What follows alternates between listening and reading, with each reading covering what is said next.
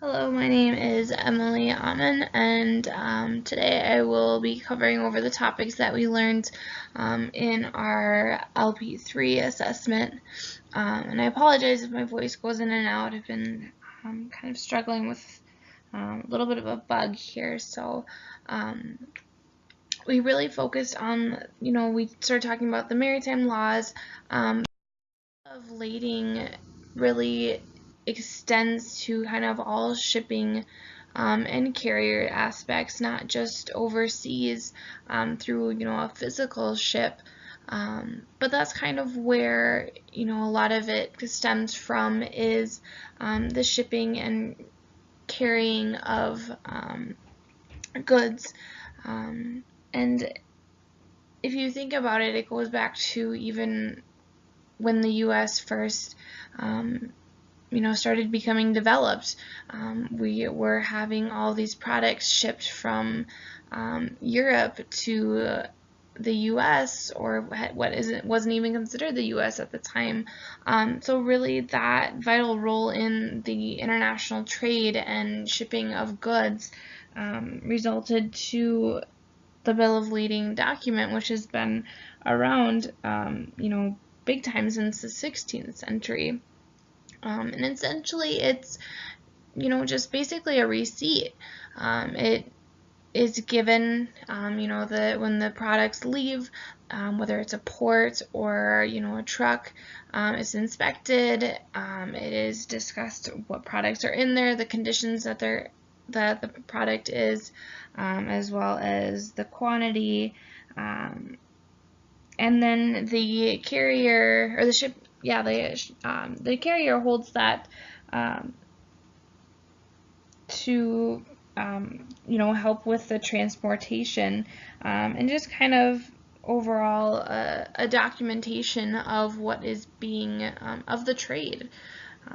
And the document of title. So the three vital roles of it is that it's a receipt as well as the contract and the document of title that they're allowed to be carrying those products that are basically bought from someone else.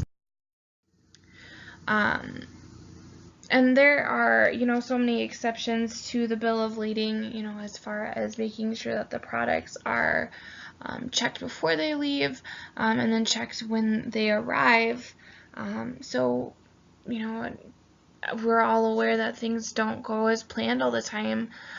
So there are, they've created these situations for when the contract is kind of breached or basically not upheld kind of the terms of what the agreement was. So there's 6 main ones that the book outlines.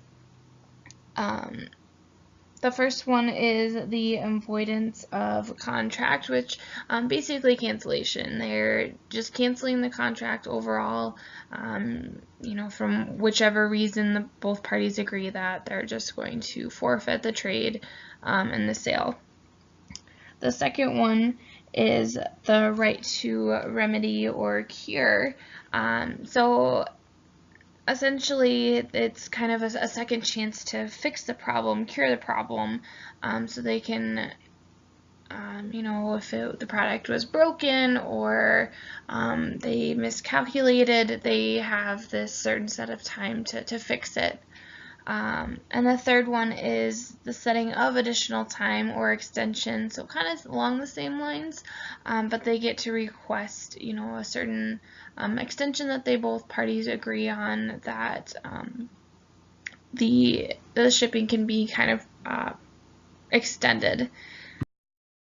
Fourth one is price reduction, which if something isn't right or is damaged, they can kind of adjust the amount if the products aren't really up to par, or if they took too long or it isn't all the products, so something went wrong, so they can kind of adjust the price of their initial sale.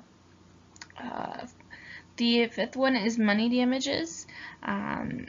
And this is seen a lot in common law countries. So there's damages that have been done that should have been noted, and somewhere along the line someone didn't, clarify, and so we see the money damages quite a bit, as far as maybe it's refunding or trying to compensate for the error. And the last one is seen a lot more in civil law countries. So specific performances, which is, basically they need to carry out the end of the deal. They don't want to compensate with an extension or having them reduce the cost. They want their end of the deal upheld. And then as far as my reference page, so just kind of summarizing, the bill of lading isn't always just through shipments overseas. It can be used in truck driving, or just essentially getting the product from the seller in the same condition that it left as the buyer receives it.